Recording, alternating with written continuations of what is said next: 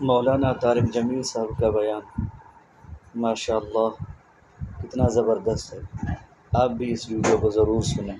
میں نے اللہ کو ڈھونڈا تو اس نے اپنا تعارف کروایا.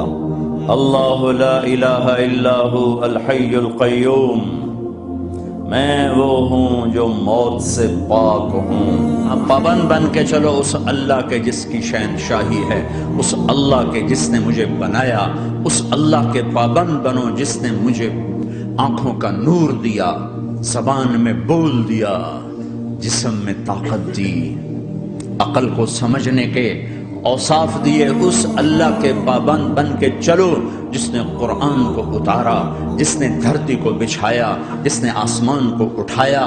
آسمان کی چھت میرے اللہ کے قبضے میں ہے، زمین کا فرش میرے اللہ کے قبضے میں ہے، ہواؤں کے جھونکے میرے اللہ کے قبضے میں ہے، سردی کا موسم میرے اللہ کا ارادہ ہے، گرمی کی تپش میرے اللہ کا ارادہ ہے، بادلوں سے پانی کا گرنا میرے اللہ کا ارادہ ہے، برف کا گرنا میرے اللہ کی بادشاہی ہے، اور طوفانوں کا آنا، بجلیوں کا چمکنا، بادلوں کی گرج، موسموں کا تبدیل ہونا، درختوں کے پھل، پھلوں کے ذائقے، ذائقوں میں خوشبو، پھلوں میں مٹھاس، پھلوں کے اوپر کور، چھلکے.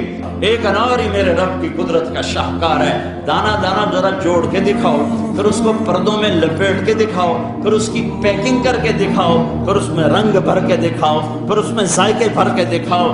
گائے کے تھن سے نکلتا دودھ دیکھو، ہرن کے نافے میں مشک، اور سانپ کے منہ میں زہر، اور مکھی کے منہ میں شہد.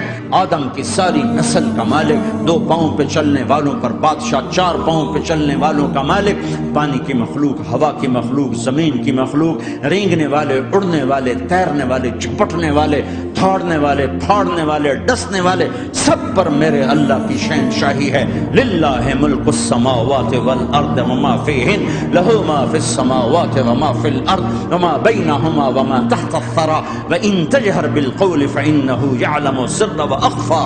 وہ کون ہے؟ اللہ.